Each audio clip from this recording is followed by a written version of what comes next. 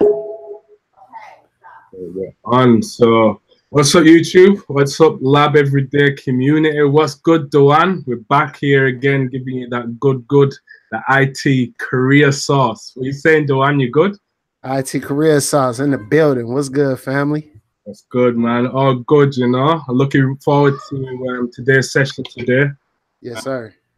Definitely, hopefully, we're going to get that information out to these guys, and hopefully give them that knowledge what they need, you know.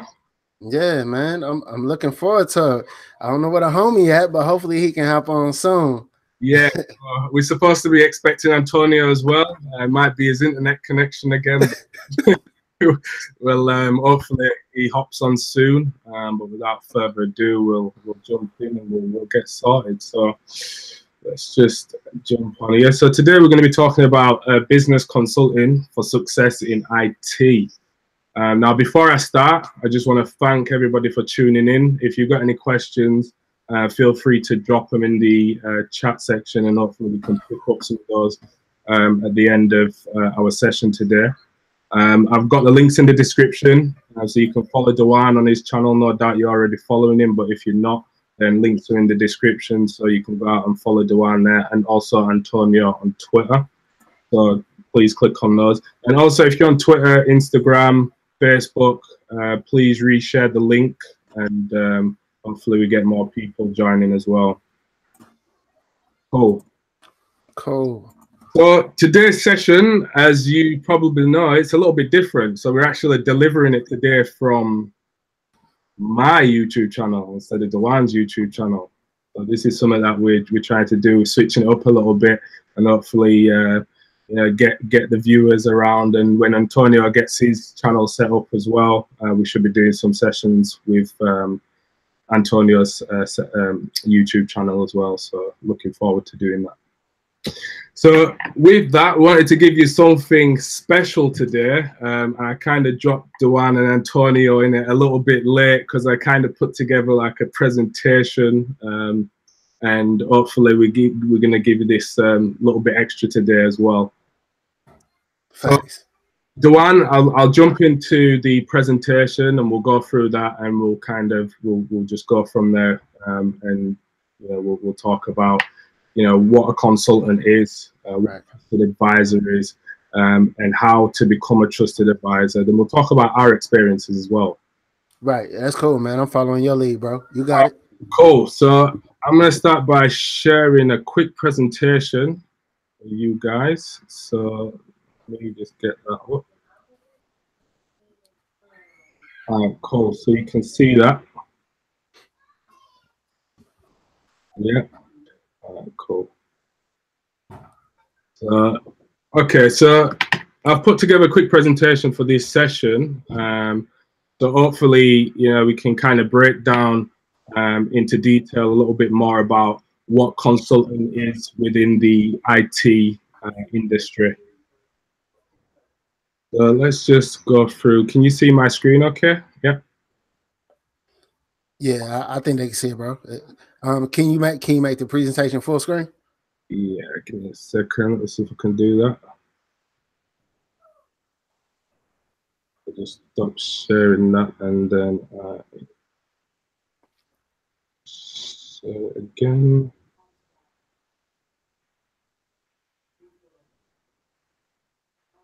Cool. So let me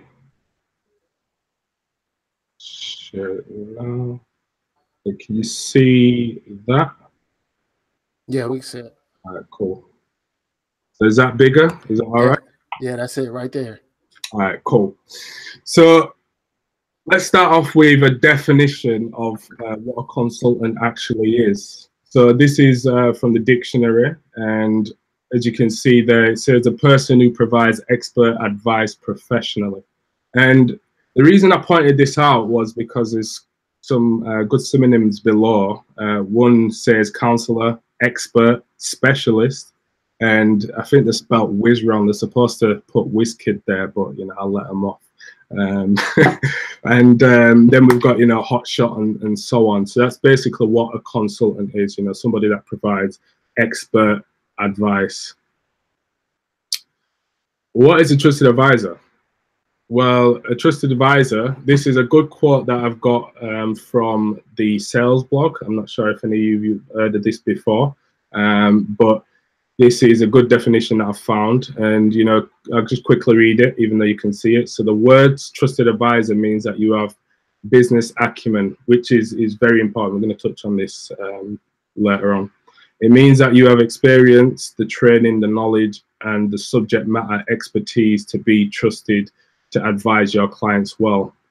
So, Duane, I don't know about you, but how does that sit with you? Does that sound about right? Yeah, that sounds about right to me. Yeah? Yeah. Oh, yeah.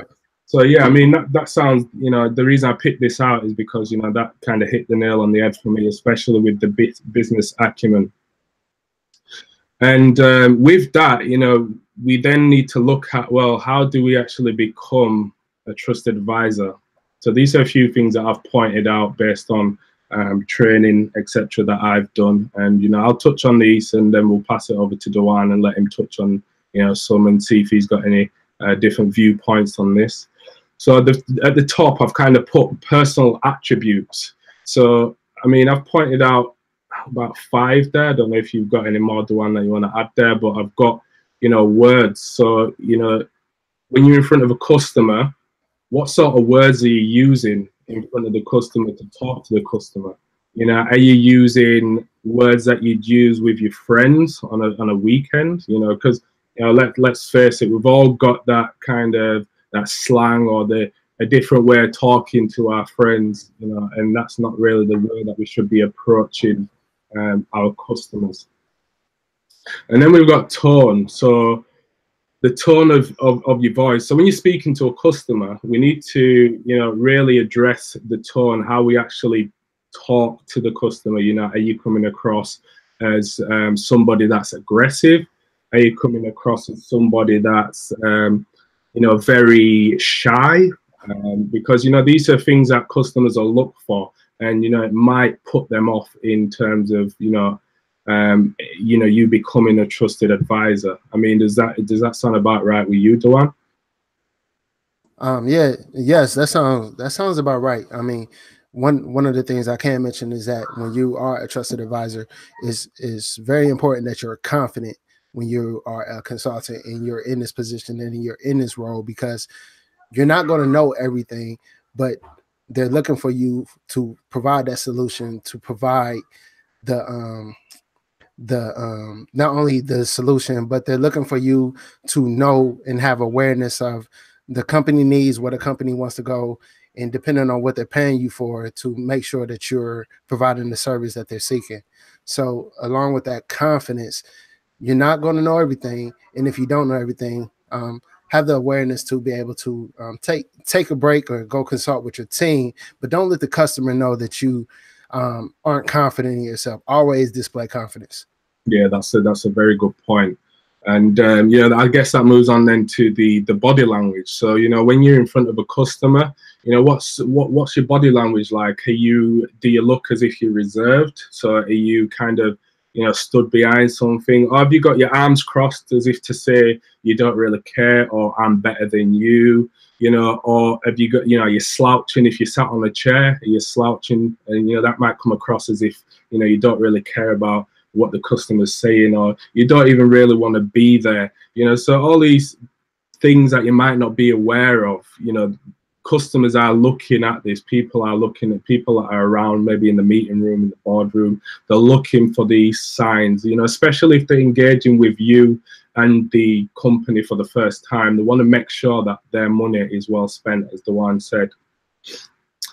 And then, you know, we've got dress and actions. So I think we've briefly touched on dress in some previous videos. So I've put dress up there because, you know, it's important to dress the business. You know, you don't want to be going to meet the customer for the first time in, you know, jogging bottoms and a hooded top, or your snapback. You know, it's not going to run really well. You know, you need to be professional. You need to look professional, and you need to look the business, because especially if you're working for an IT company. So let's say, for instance, if you're working for Cisco, you know, you're representing the company, you're representing Cisco. So, you don't want to be rocking up as if to say, yep, I can do what I want. I don't really care, because that doesn't look good from, from a company perspective. And, you start to then make the company look bad, because at the end of the day, it's not what they perceive of you necessarily. They will know you as the company. So they will know you as Cisco, or Cisco did this, or Cisco did that, or the guy from Cisco turned up and he had a snapback on, and that's what they're going to look for. So make sure that you dress to the nines, and make sure that you dress to impress. And your actions as well. Your actions speak a lot. So the way that you come across, are you aggressive? Are you do you talk too quick? If you talk too quick, then maybe you come across as nervous, or maybe you come across as you don't really know what you're talking about, or you're wanting just to get it over and done with and get out of there real quick. So that's the kind of things that I've seen from a personal attribute perspective. I don't know if you've seen anything different, Duan. No, everything you're saying is right in line with the things that I know, and the things that I've seen, especially with your dress. You can't wait until you become a consultant to learn how to dress, to learn how to speak, to learn how to be confident. This is something you have to practice even on the help desk. Even if you're just taking phone calls, having proper the way you sit and the way you smile, or the way you do on the phone, people can pick up that tone on the other end of the phone line. So everything that you're saying needs to be practiced in the beginning of your career. So that way, when you become that consultant, it's just a flow, and that you were already what you are seeking out to be before you even got there. Yeah, exactly. I totally agree. So I guess then moving on, once you've got your personal attributes sorted, and you believe that, you've got them squared away, and you know that your words, your tone, your body language, your dress, and your actions are all how they should be for a consultant, then we need to start looking at more of a business aspect. So, you're in there as a consultant, you're with the customer. The customers come to you and they've got some problems, and they want you to be able to address those issues and find a solution for the issues that they've got. So I broke it down into 3 steps on how we actually become trusted advisors to the customer. And this is based on some training that I've done internally with Cisco, and it's also based on what I've seen so far from doing my role as a consultant engineer. So the first one is situation. So the companies come to you, as I said, they've got a situation, and they basically got a problem, and you need to solve it. So you need to be aware of the company. You need to understand the financial position of the company, not necessarily in depth, but you need to understand what budget the customer's got, based on what solutions you're looking to potentially offer the customer. And sometimes having customer awareness of the company and the way that the company is performing actually puts you in good stead, because it shows that you are aware of what the company is being up to, what the company is doing, and where the company is going. So I think that's quite important as well. Luan, have you seen anything different on that front? I agree. Whenever you're consulting, you definitely have to know the company that you're servicing. You have to research the business acumen, the business plan, and all everything that you mentioned previously. Exactly, I agree. So, and then under the situation, we need to. So we spoke about understanding the customer situation, and we need to understand the customer's pain points. So I say pain points because these are, this is the reason the customers come to you as a consultant. They're looking for somebody that can provide that expert advice professionally, as we looked at the description of what a consultant is. And they're looking for you to be able to address their pain points in order for them to be able to move forward as a business, and, whether that be grow financially, or put them in good stead moving forward. from an IT perspective. So we need to be able to address those. We need to be able to take a business outcome, which is not necessarily technical, because 9 times out of 10 you're probably going to be talking to stakeholders that are not really that technical. So you need to be able to take a business outcome that is not necessarily technical and translate that into a technical solution. So whether that be, so for instance, let's say customer A is having a problem with all users being able to access their network without any security controls. So we could then translate that business pain point into a technical solution and say, okay, well, we can have a look at deploying, from a Cisco perspective, we could have a look at deploying identity services engine, where we can then enforce security controls and actually have some sort of solution in place where people need to authenticate and be authorized before they given access to the network. So, this is how we kind of take a business pain point and translate it into a technical solution. Would you agree, Duane? Yes, I totally agree. As far as meeting those and solving those pain points, you also give them multiple solutions to solve that pain point. So what you said was right on course. One thing I do want to mention, as far as when we're talking about personal attributes, we talked about words, tone, body language, dress, and actions. Another attribute that we could actually add to that is the writing, how you communicate in your email correspondence, your message correspondence with the customer. Yeah, that's a good point. And even to touch on further on that note, actually, is we could then look at presentation skills. How we actually present a solution to a customer. Because you need to think, even though from you're in the IT field, you're an IT consulting engineer.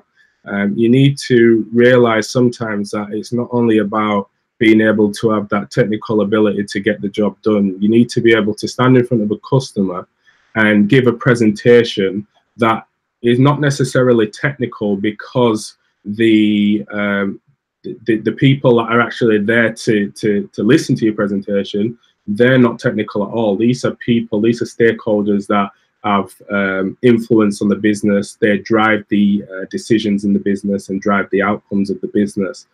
So it's also important to make sure that you've got them presentation skills squared away as well. I agree. I mentioned Toastmasters. I don't know if actually, I think it's Toastmasters International. So it's probably in the UK also.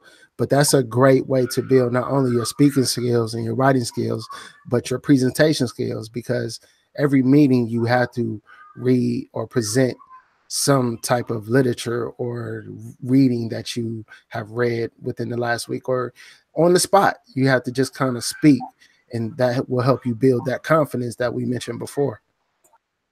Yeah, cool. I've actually not heard of that. Could you share the link in the chat, or after that, I'd like to take a look at that as well. Yeah, yes, I'll definitely share the link. It's a great organization. It does have a membership fee, but what it will help you build and transform into can really do you wonders in your career. Excellent. Thanks for that, because I've not heard of that either. I see we've got Antonio on now. Is that right? You know what? My bad. I thought I really thought it was at 5:30 Central. So that's my bad. It's all right. We thought it was your internet connection again. Oh, see, there y'all go. Y'all go. He got jokes.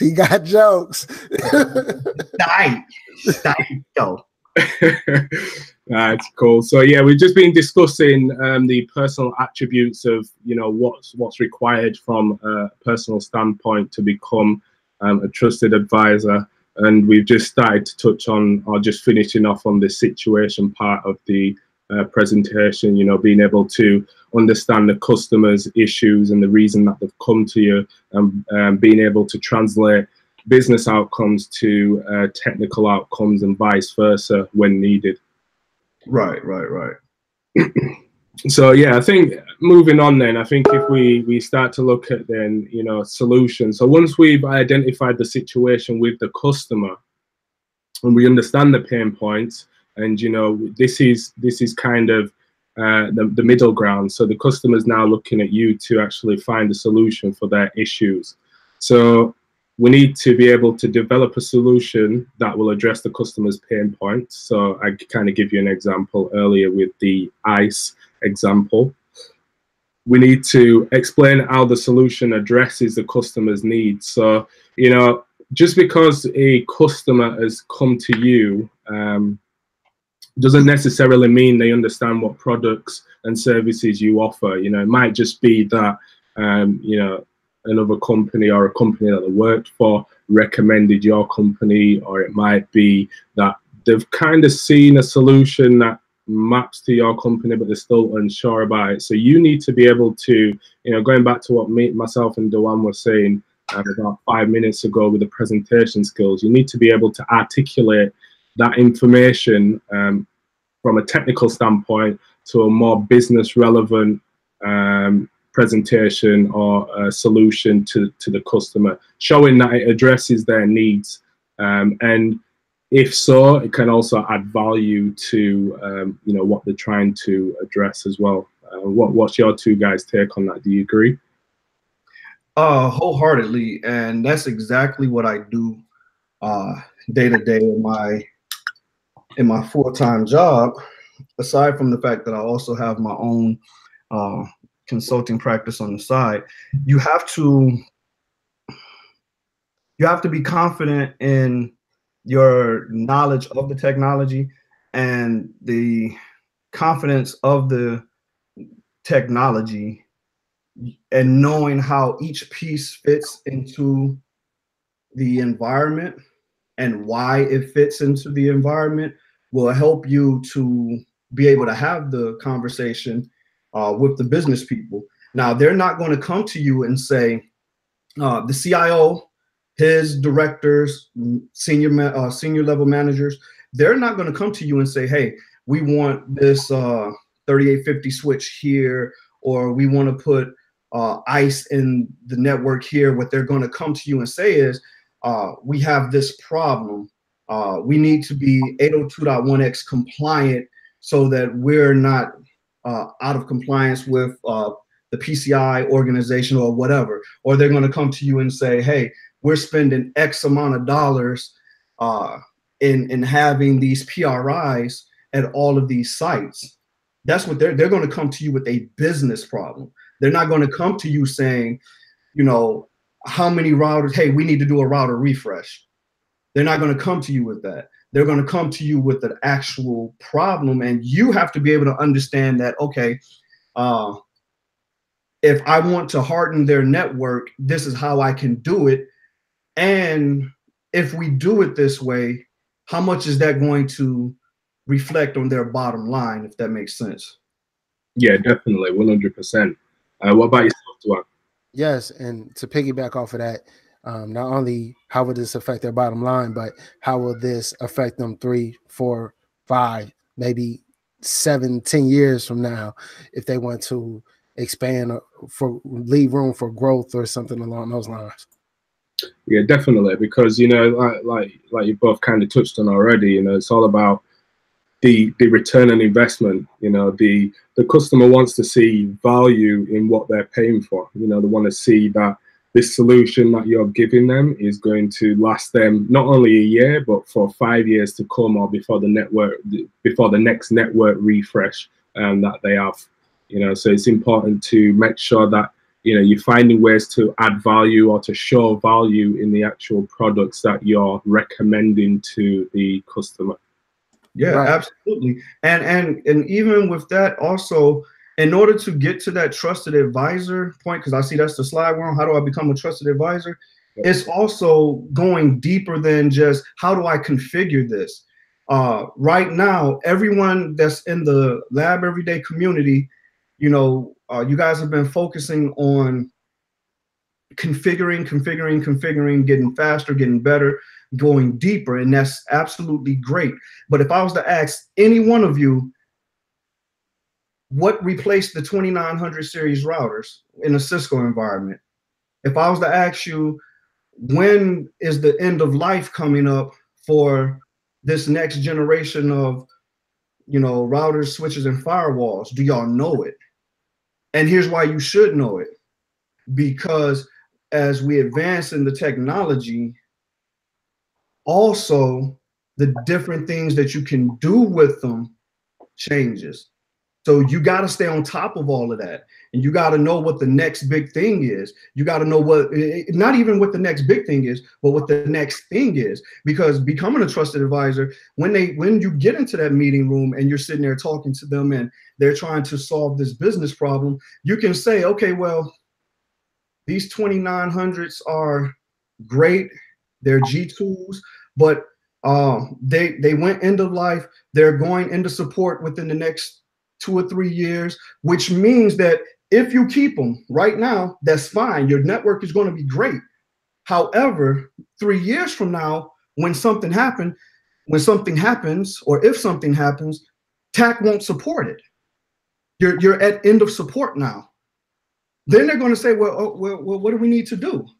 Well, you have options. Here's something. Here's the replacement device.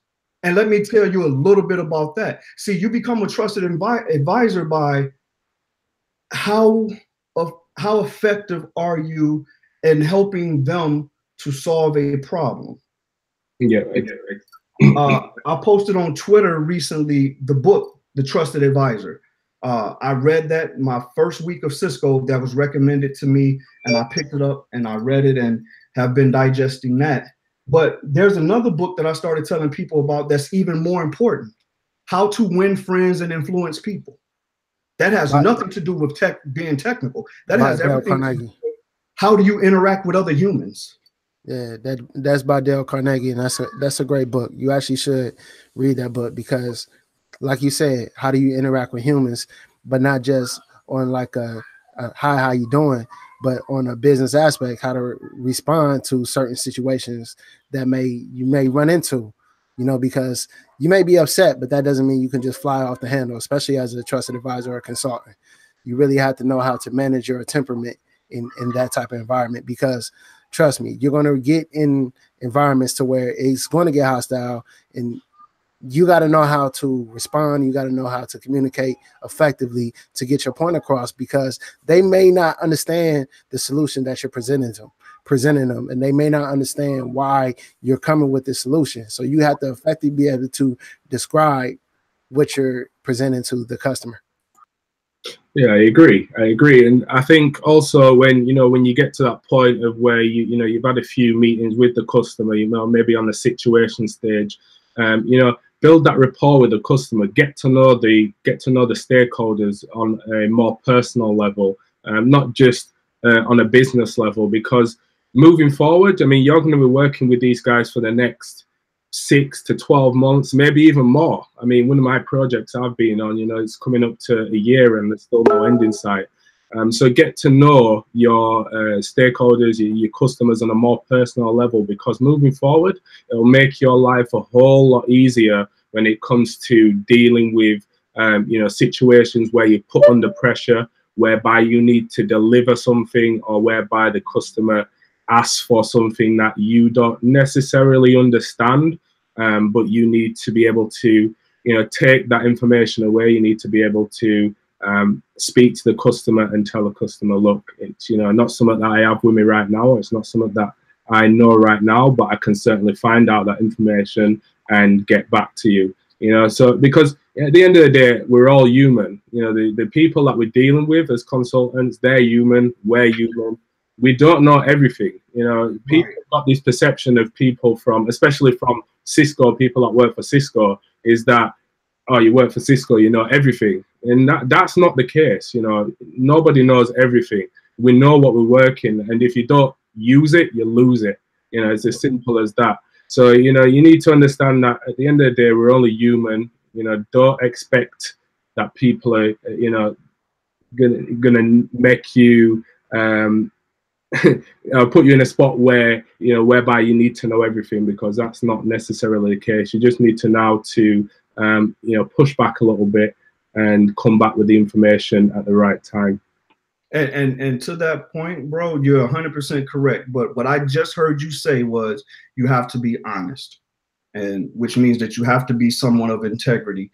People, first and foremost, I was told a long time ago when I first got involved in sales, which was people do not care how much you know until they know how much you care. And along with that, if you're an honest person and can say to them, I do not know, versus trying to make up something, versus trying to just tell them something that's not really real, that automatically starts to build a rapport with them to where they're trusting you. But it's going to go a step further when you do get back to them in a timely manner with the information that they was looking for. And somebody said, let me see, I think it was Taz Brown made a point in the comments saying that about SWOT, that as a trusted advisor, she tend to use a SWOT analysis. And that's big because in business, that's how businesses make decisions. And for those that don't know what SWOT is, that's an analysis that determines your strengths, your weaknesses, your opportunities, and your threats. Yeah. So as a consultant, it's my job to know what the strength of my clients are, but also what Cisco's strengths are. I need to know what our weaknesses are. I need to know what their weaknesses are so that when I'm having that conversation with them, I can tell them where they're vulnerable at and how other companies could do better than them because of that vulnerability. But I also need to look as a consultant at my opportunities to help them. And, you know, so you have to have a business mind as well as a technical mind if you want to go down the consultant role. Now, I understand that everyone doesn't want to, you know, may not want to do that. And that's fine too. For me, I like to solve problems, not just from a technical standpoint. I want to solve a business problem. Yeah, exactly. I agree. And I mean, to touch a little bit further on that, I mean, you know, you mentioned that, you know, you need to be able to understand the customer's vulnerabilities, you know, where they're vulnerable, what they can really financially be able to afford, or, you know, what they can't afford.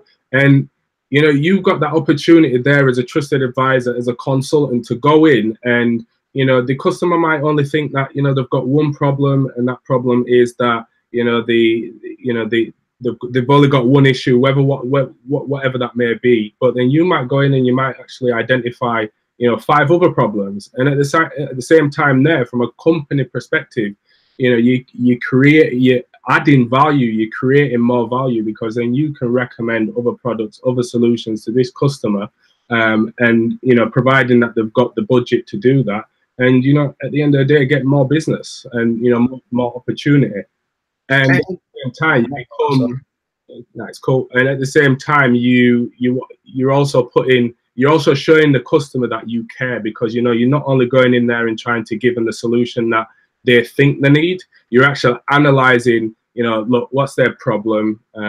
Okay, so they've got problem A, but then problem A don't really solve the problem B that they've got. So, you know, really we could combine this solution with that solution, and then this is going to address the weaknesses and the pain points within the company. That's a fact. Hey, one thing I do want to add is that another personal attribute to all of this that we're talking about when we're talking about solving problems is being able to listen. Yeah. Something as simple as listening to the customer to actually see what they need. You know, and that is why we were given 2 ears and 1 mouth. Facts. Mm-hmm. Exactly. Show you're listening, you know, pay attention, provide feedback. And, you know, if you don't, you know, I've been in situations where the customer either talks too fast or don't really articulate themselves that well. And I'm sat there and in my head, I'm baffled. I'm like, you know, what are they talking about? And, you know, it's all about being able to take a step back and then, you know, rectify the understanding that, you know, you don't understand to, you know, well, how can I understand? So, you know, ask more questions, whether that be open-ended questions or closed-ended questions, or even follow up. You know, if, say, the meeting's finished and you weren't quite sure what the customer was trying to get across or what they were trying to say, you know, follow up via email or give them a quick call. You know, it shows that you're going out your way to make sure you fully understand what it is that the customer wants. And that's part of, you know, becoming closer to the customer as a trusted advisor. And that's a fact. And another thing, to piggyback on what Dewan just said about listening, you have to also be very, very visual and paying attention. Especially if you're in the room with the customer, look at them and see how they respond physically to something that's being said or done. If you can pick up on that, and trust your gut too, your gut is valuable. If you get the feeling like they might not be understanding what I'm saying, take a moment to say, okay, well, you know, let's take a step back.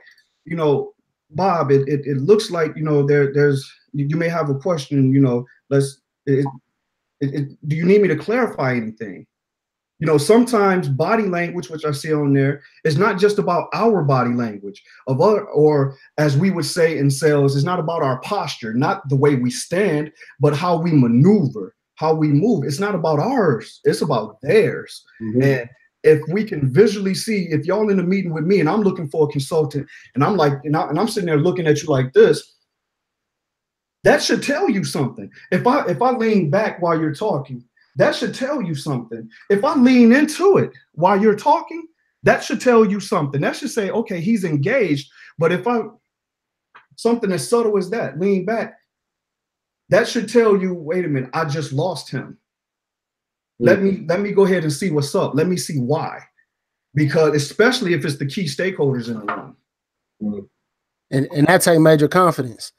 Because if they are leaning back, you can't respond and go off track. What you have to do is continue that confidence and maybe ask questions to get them to interact and bring them in. Right. Yeah, and I'm sorry to interrupt. No, you go ahead, bro. Ask open-ended questions. You got to get them talking. You can't just be like, so you want a 4431, right? Nah, that's not open-ended. That at all. That's, as a matter of fact, that's kind of antagonistic. Yeah. So you got to ask a very short, open-ended question that gets them engaged and get them talking. That's true. And I mean, a good point actually that you just raised, because it's something I just overlooked until now, and that is that, you know, sometimes when you engage with the customer, they don't know what they want.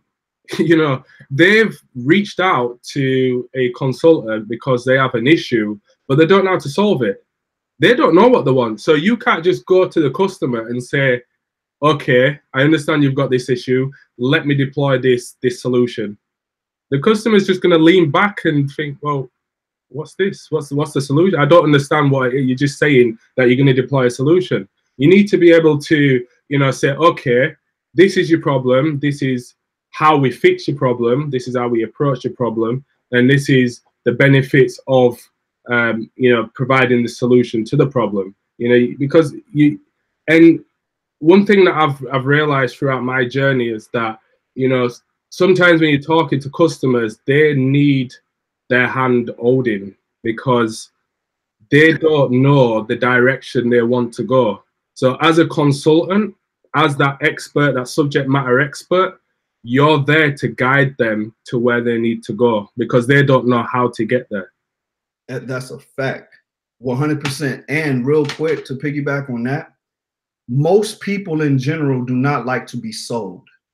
Mm-hmm. They like to be advised. So the moment you start trying to provide solutions up front without really understanding the whole scope of their problem, now you're coming off as a salesperson. And you can get treated as a salesperson. Most salespeople, let me rephrase that. There's a difference between a trusted advisor consultant and a sales engineer. Mm-hmm. There's a difference. And think about yourself if you go buy anything above your normal day-to-day stuff that you need, whether it's going to be a car, a home. You don't want to be sold. You want someone to care about the things that you're telling them you want. If you tell the realtor that what's most important for you is a home in a good neighborhood because you have children, and you don't want anything too big because the children are going to be leaving soon.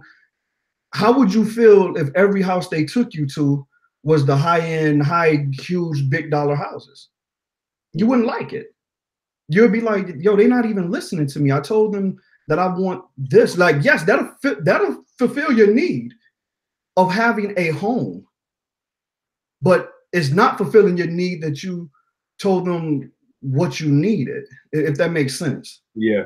Yeah, it does. And I think, Kelvin, you probably can contest to this better, but like when you're presenting to executives, and let's say you're presenting a security solution that's going to inconvenience them. You get what I'm saying? So now it's harder for them. They have to go through two-factor security. How do you sell a company on two-factor security when they got to go through an extra step in their day to log in? How do you do that, Kelvin? Yeah, exactly. I mean, well, I'll give you an example. So let's say, for instance, in Cisco, we got a solution called the ACS, so the Access Control Server, which is now end of life, and it's been replaced with Identity and Services Engine, ICE.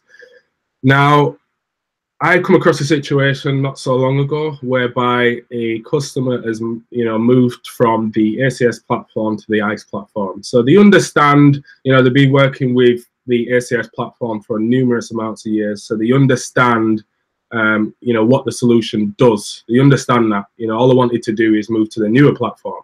But with the newer platform, there's changes. There's a lot of changes, and with that, the customer doesn't really understand how the newer solution works because things have changed, things have moved places, or things just aren't there no more.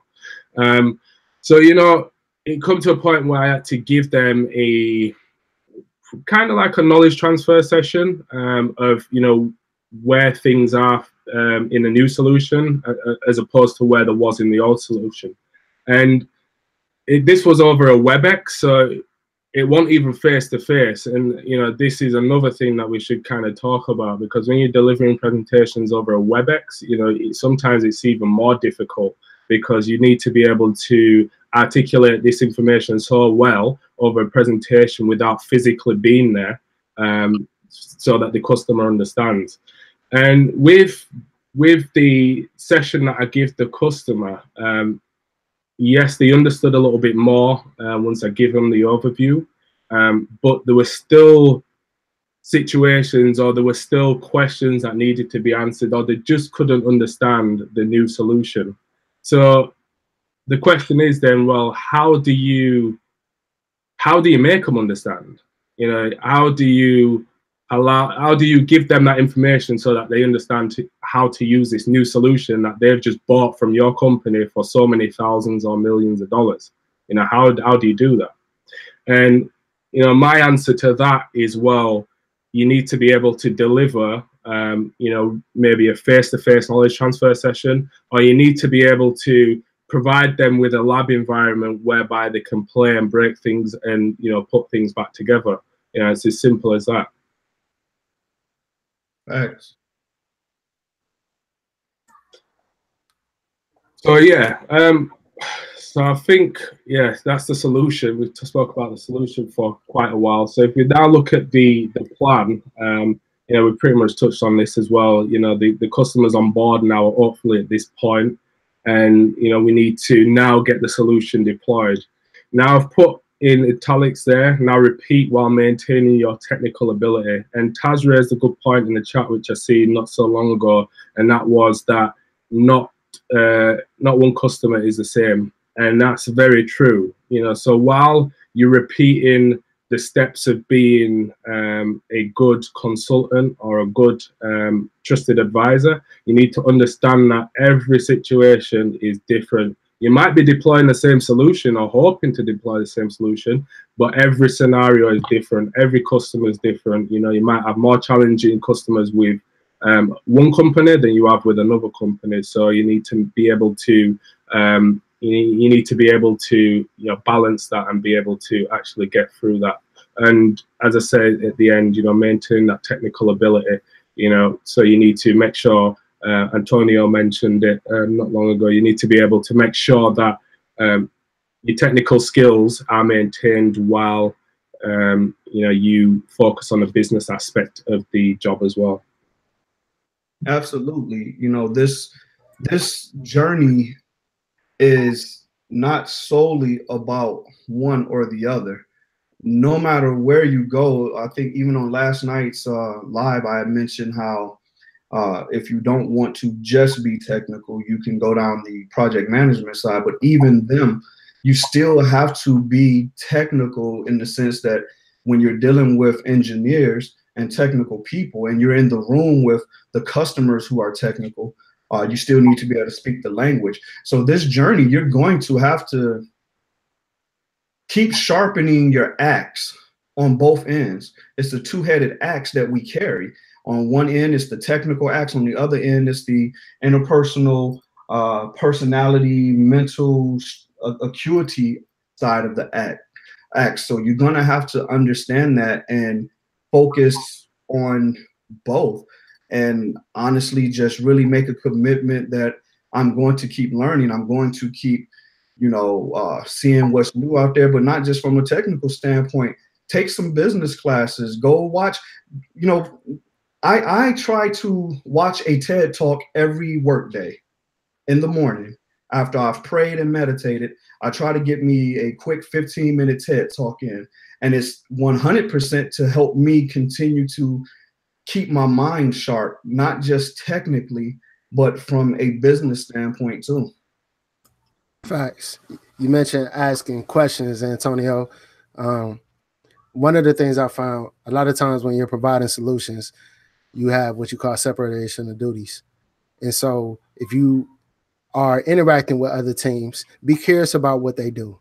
When you're in these business meetings, be curious about the solutions that they're providing, because you may run into a problem and then you remember something that they mentioned that they do. And this may be the reason why the customer that you're providing the solution for is having this issue, is because someone else on your team is working on, let's say, Convo, and they got this huge backer running at 10 o'clock. And so the customer that you're servicing, they're wondering why their network's slow. Well, nobody on your team knows why. Everybody's asking questions, but somebody right on the next row is using Convo and running, but nobody happened to have a relationship with that team member, so they don't know what's going on. So building those relationships, how to win friends and how to win free people, is not just with your customer, but also with people in your own department or other departments within your own organization. And to that point, to jump in real quick, there's interoperability strengths and weaknesses all along the stack here. So you need to know, Dewan is 100% correct. You need to know what other people are doing to even know. As me as a voice guy, the network team is going to do a refresh with routers and switches. I need to know what they're trying to put in there because it affects voice. But I know that because I know voice. I don't have to know routing and switching. It's helpful that Antonio does know routing and switching, but I need to know, hey, wait a minute, hold on, what switches you going with? Well, make sure that they have PoE modules in there, because the network team, the routing and switch guys, they may not even be thinking about that. They just thinking like, hey, we need to, these are end of life and end of support. We got to replace that. Facts. And that happens all the time, because even with something as simple as a change of code may come along in the whole network and everybody's affected, but nobody happened to, dive into the code or do, I forget what you call it in Cisco, the code validation that you all do? A bug scrub. Right, a bug scrub in the code. That needs to be done, and you need to know how to get that done, and you need to know how to research the different codes and the different bugs that are in the codes on Cisco. That's exactly, because I mean, at the end of the day, things start going wrong like that, and you're still engaged on this project, or this is still part of the solution that you're meant to be providing, then your trusted advisor status is starting to go out the window, because the customer's paying a lot of money. I mean, especially if they're coming to Cisco, they're paying a lot of money, so they can't afford for you to be messing up or having the project creep longer than what it should be. So you need to make sure that you maintain that professionalism, you make sure that you've got every possible area or scenario covered as best as you could be. I mean, look, things go wrong. Things always go wrong, regardless. You know, you can't plan for everything. You know, sometimes things happen that are just unexpected, and it's the way that you articulate yourself, it's the way that you bounce back from these issues and communicate with the customer on as to how well that relationship will go with yourself and the customer. Real quick, Kelvin, you just said something. You said you called it project creep. I've heard scope creep. Explain to them what that is.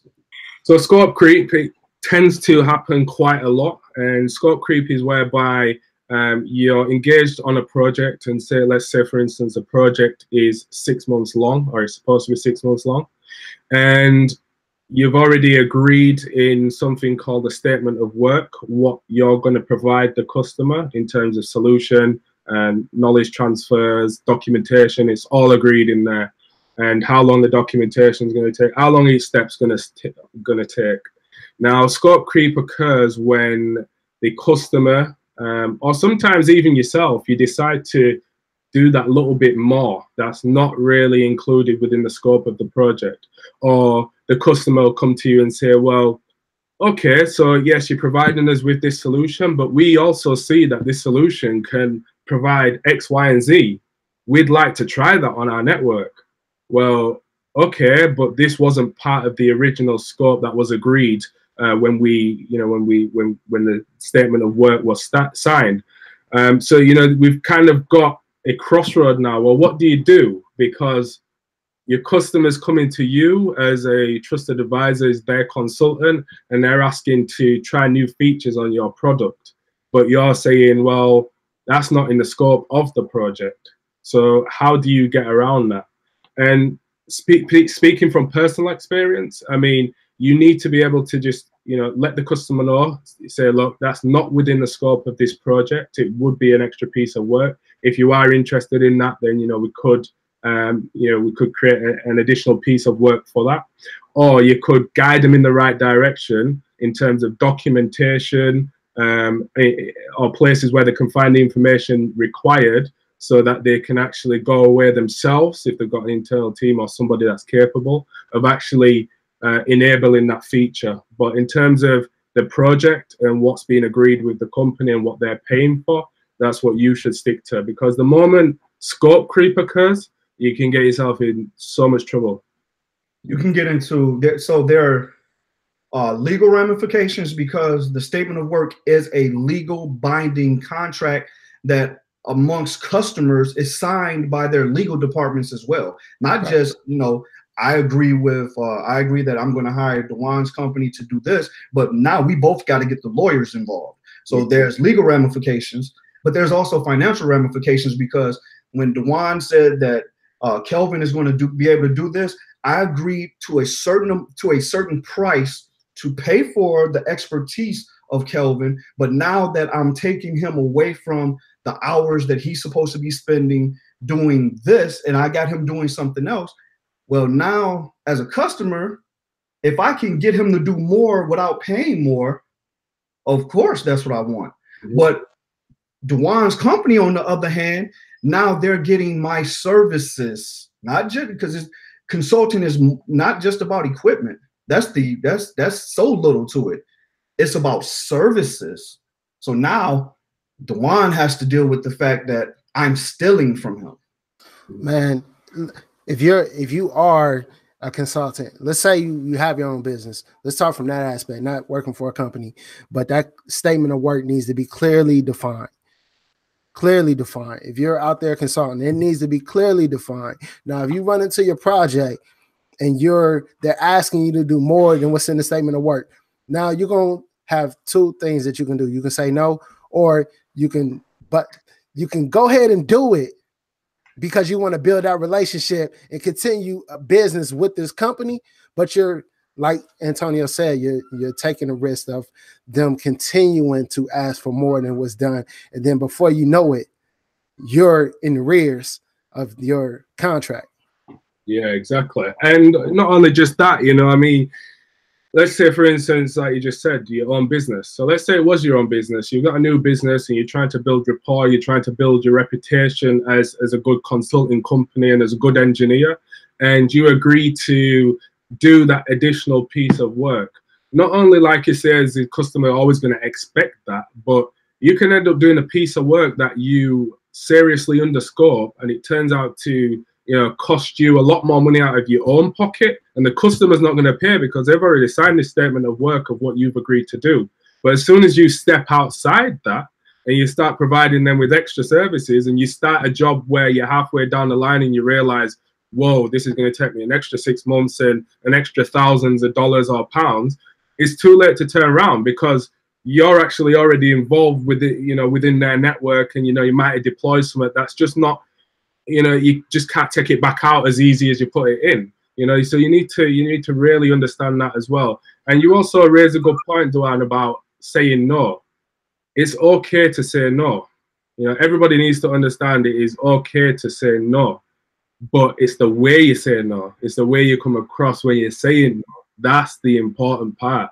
At the end of the day, if the statement of work is signed, both parties have agreed what work will be carried out.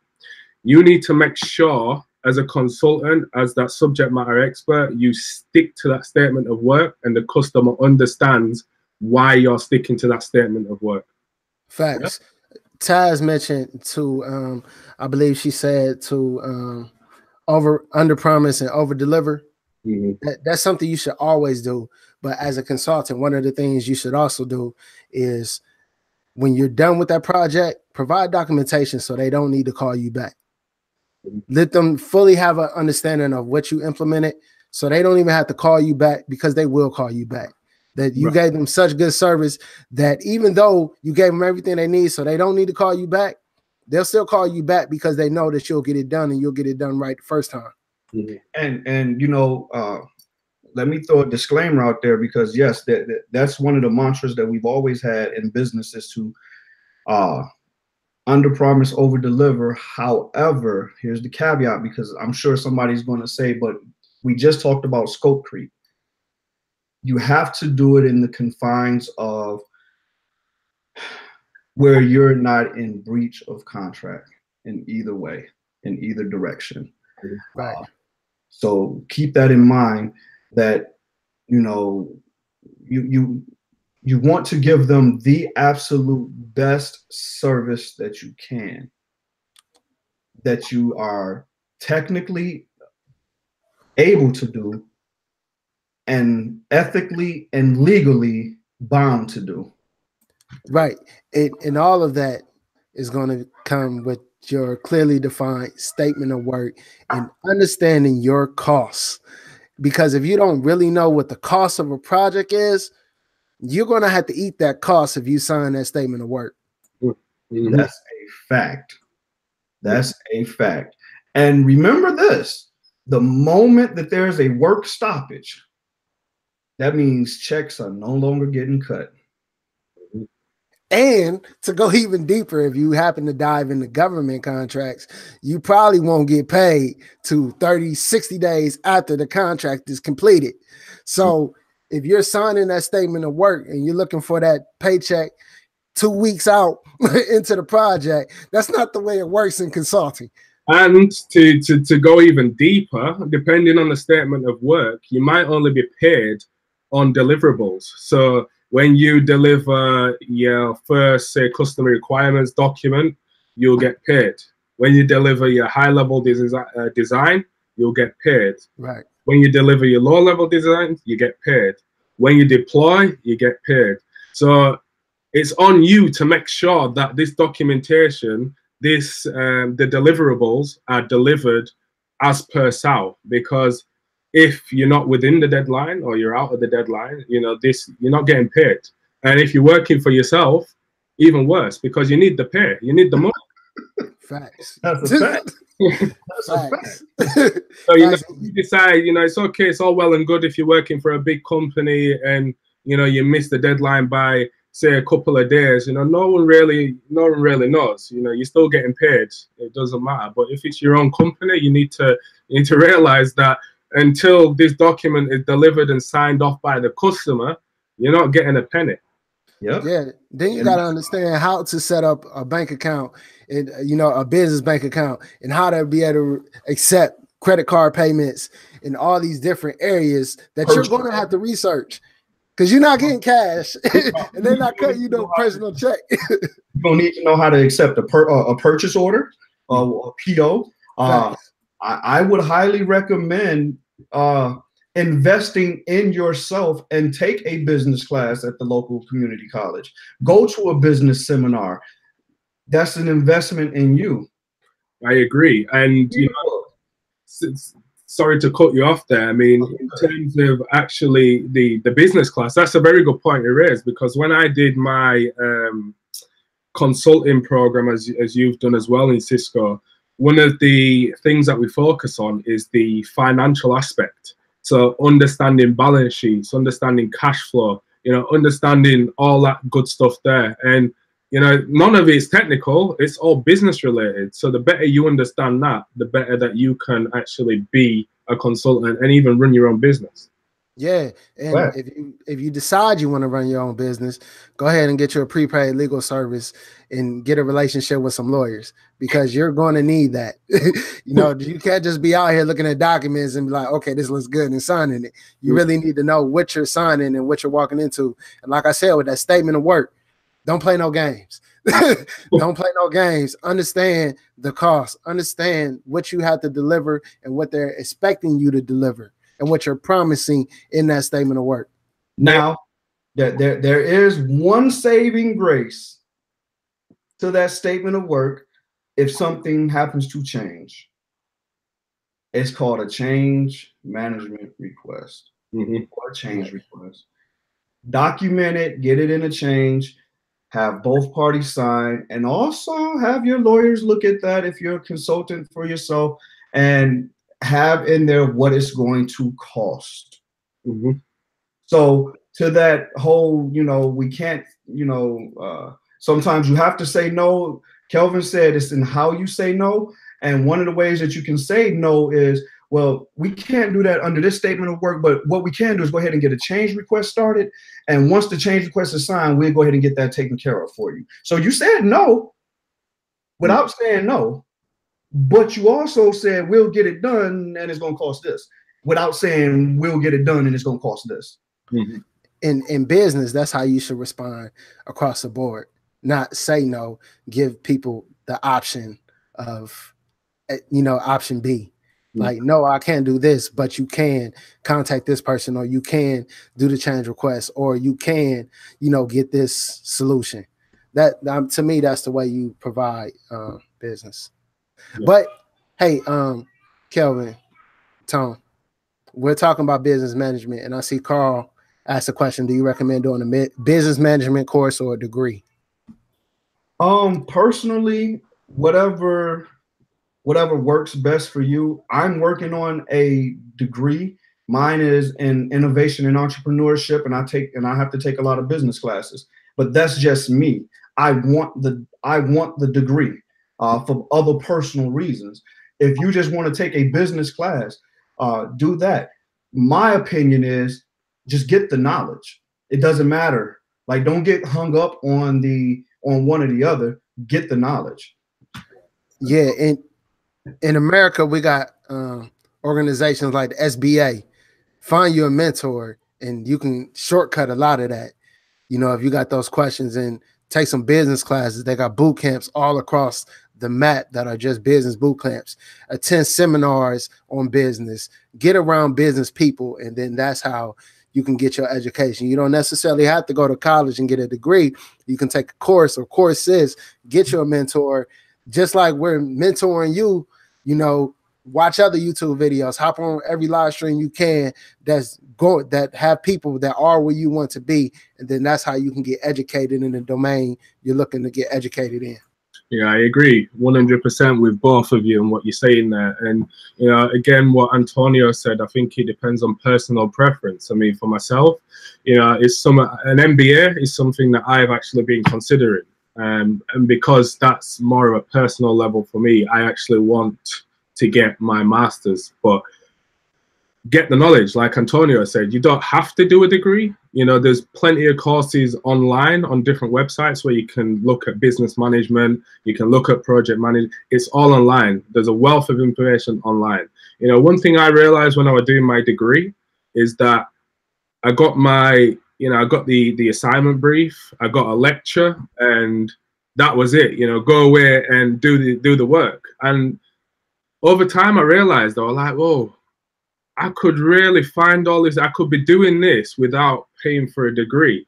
But at the end of the day, for me, getting my degree allowed me to excel to where I am today. And it's also a personal thing by having a degree for me. So, you know, it depends personally. Hey, salute to both of y'all. Thanks, man. Yes, sir. So I guess we should jump into some of the questions. Let's take a look. I'm looking. Get your questions in, guys. If you got any questions, guys and girls, let us know.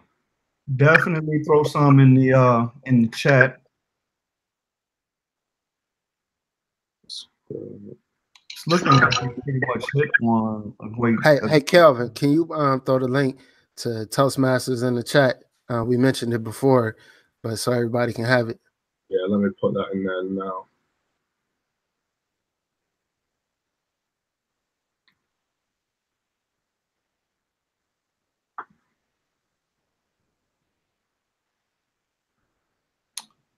Did you guys answer the question from Taylor Buchanan? Do you think the rise of Internet of Things, cloud, and automation is going to overall reduce the amount of needed network engineers or just change the required skill set? I answered that in the chat. My answer was I personally believe a little of both.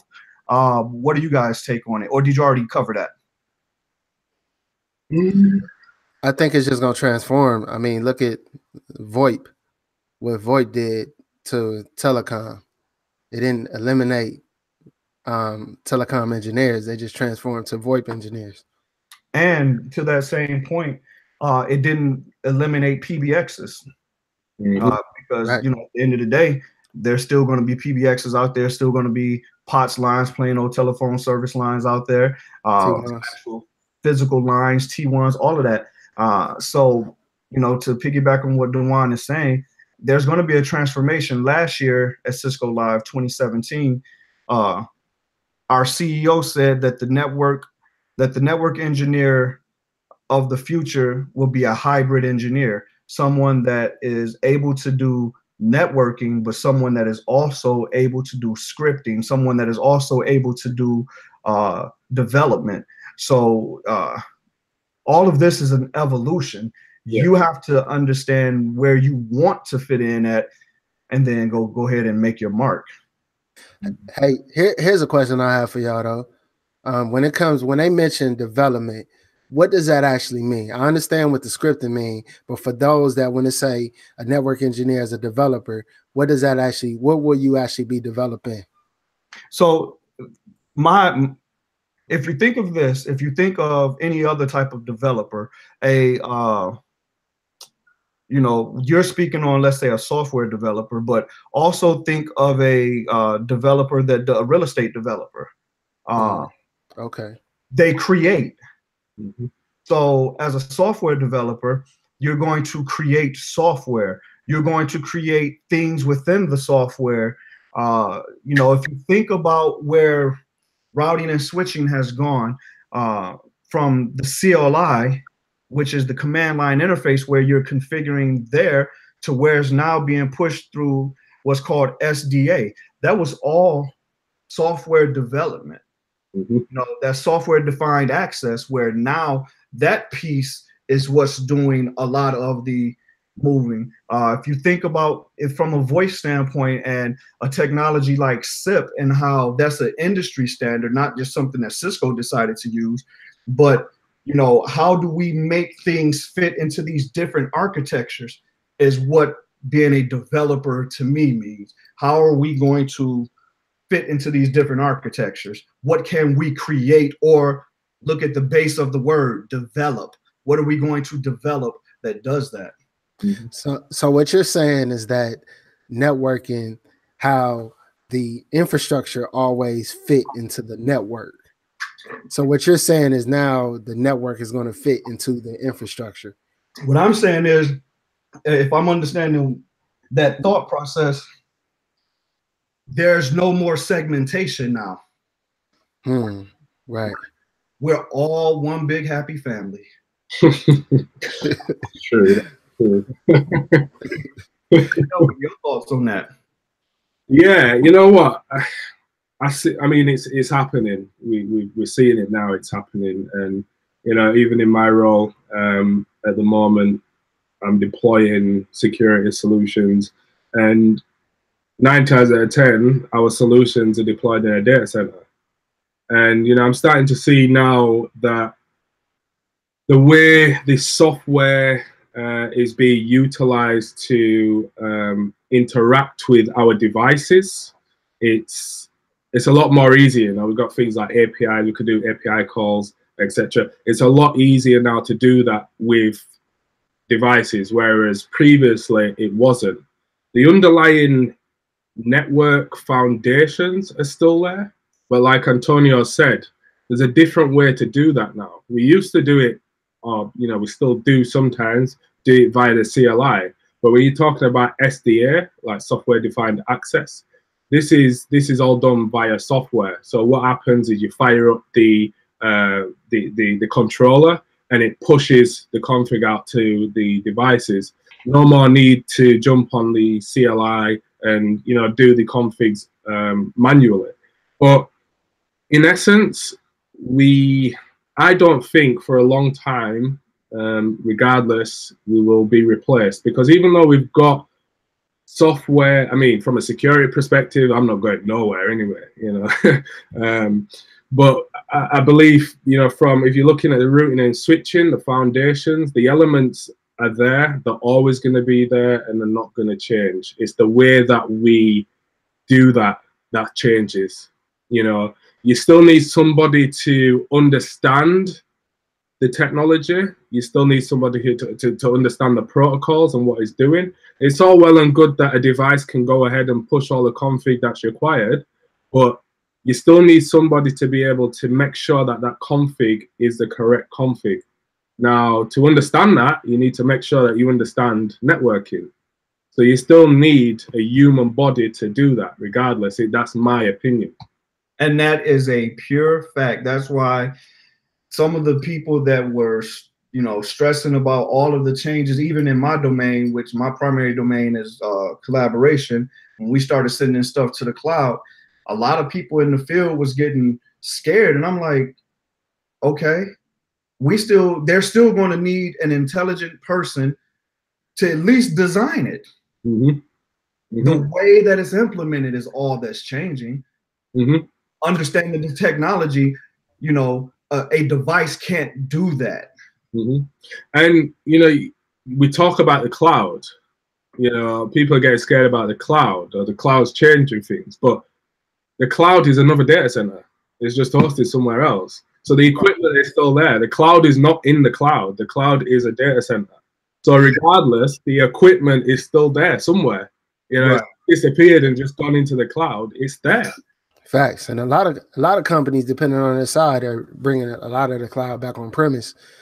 So to me, is one of those things where it's going to kind of teeter-totter back and forth until disruption happens. I don't think we're really there yet, but I do believe the way we communicate is changing, because you have companies like Riverbed, you know what I mean, to where when you get on your laptop, you're connected and you can access everything just like that. It's just like it's there, you know, the way everything is delivered. Cisco has it also. And so for me, I'm excited. No matter what happens, all I'm going to do is learn and just evolve, you know, because I remember Windows NT, you know what I mean, before Active Directory. I remember PDCs and BDCs. I remember you do too. Windows for Workgroup 3.11. That was before Windows NT. Exactly. And I don't know how Active Directory came about. It wasn't, Microsoft didn't know it. That was actually Banyan Vine's Street Talk directory. They bought it from Banyan Vines. How do I know? I was there. So That's crazy. I've been in this game literally 24 years. I've seen every evolution from Token Ring being ripped out to where we are now. Wow. Right. And I'm sorry to interrupt, Dewan. That my bad, bro. Hey man, it ain't no interruption, fam. You speaking that sauce. Yeah, I've been around the block for a minute, man. I'm young, but I'm old. And it's like, you know, I've seen change happen all the time. And what's kept me here for 24 years? That should be the question. What has kept Antonio relevant for 24 years?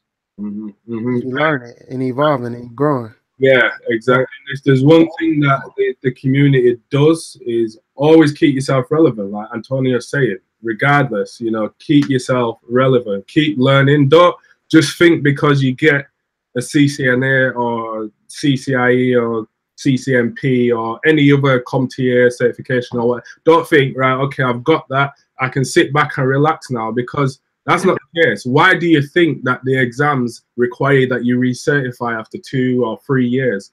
Because you need to keep learning. And if you don't keep learning, you're going to be left behind. That's a fact. Yeah. Oh, my bad. Go ahead.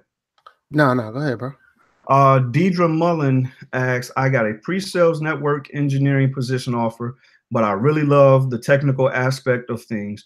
Do you think the position will move me away from my technical path? Think about what pre-sales, in my opinion, think about what pre-sales mean. It's before the sale, but before the sale of what? Before the sale of something technical, whether it's technical equipment or technical services. So yes, you're going to have to know, more than anything, you're going to have to know technology and business. So you would never, just because it's pre-sales, you'll never be taken away from the technology. You just won't be the keyboard banger. Yeah, just think of pre-sales as you're the person that's ideally going to be positioning that technology. So you need to be able to understand what that technology is, what that technology does, and from a business aspect, is this technology actually suitable for the customer? So although it might be taking you away from being 100%, 90 to 100% hands-on technical and configuring things, you still need to keep yourself up in the technical game with respect to what the products do, what the solutions do. And that might even involve giving demonstrations to the customers before the product's even sold. Fact. Dewan? No, I agree. My kids be in the background yelling, man. I'll be putting this on mute. My fault. Right, okay. So Carl asked us, Kelvin, how do you and I get into Cisco? We spent a lot of time talking about that, Carl, on I think 2 lives ago that that the 3 of us was on. You know, it's a long, detailed process or explanation. But if you go back and watch those, we went into great detail with how the both of us came into Cisco. If you're thinking about joining Cisco, apply and interview until you get into Cisco. Yeah. Hey, Rohan Williams just asked, what you think is more valuable, the CCNA wireless or CCNA security? Or is it just a preference? I personally think it's a preference. Yeah, I think it's a preference. I think you should look at the availability in your location and what interests you the most and go after it. Yeah, I agree. I mean, do what you're passionate about, you know, and as Juan said, you know, make sure that you're looking wherever you live. Is a positions for those sorts of roles. So a wireless engineer or a security engineer. What I think is that security, there's a global shortage. So regardless of where you are, security right now is important. Security is embedded into pretty much everything these days. So you're definitely not going to fall short by getting the CCNA security regardless. But if wireless is where you want to be, if that's what you're passionate about, then go for that. Then once you're doing what you enjoy, maybe then look at the security aspect of it, because there's still security aspects to wireless. You know, you look at the SSIDs, PSK, you've still got, you know, solutions that use wireless. So we only have to look at Cisco. We use ICE can use wireless. So security is embedded in anything. So you could get your wireless certification and then look at doing your CCNA security. Right. And real quick before we get Dewan's take on it, I work with a guy that is a CWNE, which is a certified wireless network engineer. Now, in our industry, yes, I'm a Cisco fan. I work there. I love Cisco. I love them. The CWNE is more valuable than a CCIE wireless. And that's because it's not just wireless from a Cisco standpoint. And there's less than 400 there are less than 400 CWNEs in the world. And to even become a CWNE, you have to develop white papers. You have to go before a board and be interviewed, and they have to dissect some solutions that you have provided. Wow, that sounds like the CCAR. And even within Cisco, there are not too many CWNEs. Yeah, it's understanding wireless as from a technology standpoint, not just a Cisco standpoint. So you really understand wireless as a, what is it? What would that be? Industry. The whole technology as an industry, yeah. But security, don't just look at it from a Cisco standpoint. Security that's a global need. So honestly, you can't go wrong with either one. Yeah. I do want to make a point though about wireless. Security is really big, but let's talk about wireless though. Let's talk about 5G that's about to get rolled out. And let's talk about WPA3 that's also about to get rolled out. There's a lot of, the title of this is consulting. So we're talking consulting, being ahead of the curve and understanding, getting your business skills up. You could really get out there and get it. It's opportunity, especially if you go the CWNA track where you understand wireless as an industry. That's just my 2 cents. Hold up. I ain't about to let you slide. I ain't about to let you slide with that. I mean, you want to go ahead and floss on us, 5G is the next thing. How do you know what's next? Give the people that sauce. Yeah. How did you know what was coming up next? I have Google Trends, my brother, and I get alerts every day on certain keywords on the internet, and my emails go, bing, this is what's next. This is what's new. I don't even have to Google because Google Googles me. And then I don't know if y'all caught what my man said. You have to be proactive about learning all of it. You got to be proactive. And please, because I've heard this type of question so much. Should I do this or do that? Please don't get hung up on the this or that. Don't get hung up on that. Start with, let me become a SME, because Kelvin done said it a couple of times. When you become a subject matter expert, focus on being a subject matter expert in a subject. And yeah, that's facts, because you can't be an expert in everything, because that don't make you a subject matter expert. It defeats the object, so you need to find something that you're good at. You need to find something, if you're chasing the paper, that you need to find something that's relevant, and then you need to go for it. Like Dewan said, he's being proactive and he's set up alerts whereby he gets emails when the next new trend is out, so he's being proactive there, and he's got the opportunity to jump on the latest and greatest thing, whether that be 5G and he needs to go away and do some training. He might get that information 2 weeks before I even find out about it. I mean, not with the 5G, because Cisco have been doing this internal for a while. You flex, right? You gotta just flex real quick, right? Yeah. I have to get him back. I'll stay flexing, bro. Hold on. Cisco's been doing it for a while, so I have to get that in there. Hey, you can't come to the table without a plate. You feel me? Yeah. So, hey, we all in here serving, so that's what it is. That's a fact. True. So, so we've done that one. Do you guys have any favorite non-Cisco products? No. And even if I did, I wouldn't say it publicly. You know what? That's a lot. I have a lot of favorite non-Cisco products, and they're mostly music products. You know, Facts. Carter 5 in the building. Hey, you get that Carter 5 though. Carter 5.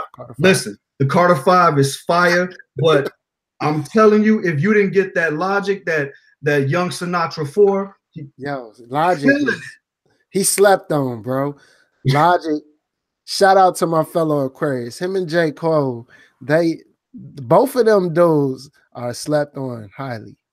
That Carter 5, I even threw in some, you know, for the, you know, for when you're trying to chill, and because I do for those that don't know or follow me on Instagram, I do a Capo's Quiet Storm every night. So I got some for Marcia Ambrosius, but don't sleep on that Luca Brasi 3 from Kevin Gates either, though. Okay. So yeah. I got a question though. What up? Was that Rihanna? Was that Riri?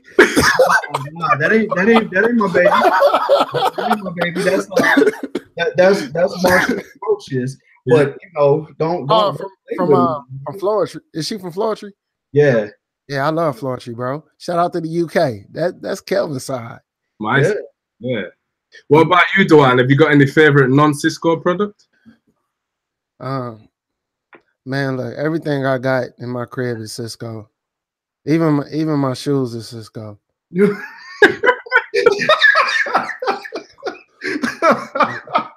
I wake up and eat Cisco O's. Hey, listen, don't think we don't see that Cisco bottle right there either, Kelvin. Yo, I got the bottle, you know, I got everything. Yo, I'm not even gonna lie. Cisco have got an online store, so you know, I'm looking on there now and again, seeing what I can get for Christmas. You know, I'm Cisco'd up. Everything's Cisco. I just need Cisco bedded. That's all I need now. Look. I mean, I got Cisco coins. You know what I mean? You know, military challenge coins is Cisco. You know, I don't have a favorite thing. If you're talking about network equipment, nah, it's all Cisco over here, baby. Yeah. Yo, hey, but before we start clowning, yo, I do want to, since we're talking about consulting, I do want to talk to y'all about one thing. With y'all being working for Cisco, being network engineers and doing consulting, your CCO account. Should you have two? How should you manage that if you're consulting and you have different clients? I have two. Simple as that. I have, and I have two. I have the one that I started with, and then when you become a part of Cisco, it doesn't go away. They give you one, and you have to be mindful of if you're going to be working for yourself and working for a company, you want to have as much separation as possible, especially once you become a CCIE. I protect my number at all costs. So my number is associated with the CCO account that Cisco set up when I became a member of Cisco. And if I was to ever do any consulting on the side, and I'm not saying that I do or don't, but if I was, it would never, ever be with anything that's associated with Cisco. Nope. Period. Okay, so what if you have multiple clients and you have multiple clients that have multiple Cisco contracts? Then you're fine. You're fine. So when I worked at Verizon, I had with my old CCO account, every customer we had a different contract, and I just had them all associated with my one CCO. That doesn't matter. It's when you are allowing your certifications to be counted towards someone's partnership ability that you really have to be very careful with what you're doing. And one thing to take note of there is that, you know, it's all well and good having your separate, say, consultant account that you use in your personal account. But if you're using your consultant account to register customers' products, the licenses, etc., you need to bear in mind that there could come a time where the customer comes back and says, well, you know, this is registered against your account. You know, especially now that we're moving to a more, we're moving away from the traditional licensing model to the smart licensing model. If you start using your smart license account against the customer's products, then that can become an issue, because once the licenses run out, they need a way then to renew that, and that means they're going to have to remove the smart license account and then re-add another one on their CCO. That's fact. Yeah, I wanted to touch that because I think a lot of people that's new to IT and are not network engineers yet, and we're talking about consulting, that's something that they will run into, is understanding how to use their CCO account. So I salute to y'all. I figured y'all know best. Y'all work for Cisco. Yeah, I mean, in terms of non-Cisco products, I'm Cisco through and through. So, I mean, even like Antonio, even if I did, I'm not about to admit that online right now. So, you know, I'm going to leave that there. But since we're talking about consulting, it's always good to know what your competition is doing. Yeah. Because you will run into a situation, where the customer does not either want to or cannot, for legal reasons, have a shop full of one vendor. And you're going to be asked, well, what if I don't want to do Cisco ACI? What are my other options? You're going to need to know what the other options are. You can't just be like, well, Cisco's the only option. You done lost them right there. Or if, for instance, you say, well, our product does this, and then the customer turns around and says, well, Palo Alto's product does this. How do you explain that? And you then stuck because you don't understand what this product does, or what even, you know, what even is this product that the customer is talking about.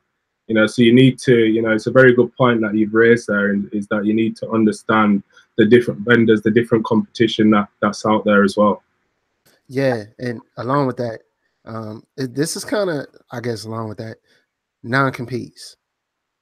I don't know if y'all ever ran into non-competes, but I've had several non-competes in my career where I worked for a particular vendor in an area, and I can't work for anybody that's in the same competition with this company within 50-mile radius. So when you are consulting, if you're working for a company and you decide to go out on your own, and find out if there's a non-compete. Yeah, check that contract. I can almost guarantee you, if you're working for a sizable company, you signed it, whether or not you realize that you did. Facts. And just on that point, you know, you might even, since we're talking about consulting, you might even run into an issue whereby a couple of the stakeholders don't like Cisco, or they don't like the company that you're working for because they've had a bad experience in the past, but they're coming to you because they need to come to you, or because the higher management have said, we're going to use Cisco. So the stakeholders that you're talking with might be trying to make your life difficult because they just don't like Cisco. So you need to be able to manage that in a professional manner.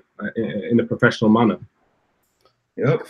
And again, that goes back to read that book, How to Win Friends and Influence People. When I first started consulting on my own, I went and copped this book and like several others, along with How to Win Friends and How to Influence People, because, like I said, you don't necessarily have to go to college. You can find it in the book, like Antonio said. You can go to a course, you can go online. It's all about getting educated. You know what I mean? But you're really not going to find out what you don't know until you really get out there. So, experience with anything, it's all about experience. And just touching on books, I've put a link, 5 links in the description on some consulting books that are they're rated quite high, and I definitely recommend that you read. And some of them are in there that Antonio and Dewan have pointed out already. So check out the link. Yep, I have 2 of them. Yo, I gotta go in a minute, man. I gotta study this Java. Yeah, I got this exam, so I can either hop off, or y'all want to just let me know how much long you gonna be. We'll get through these questions and we'll finish off now. So Jill Brill said, what is a view about CCNA Security and CompTIA Security Plus?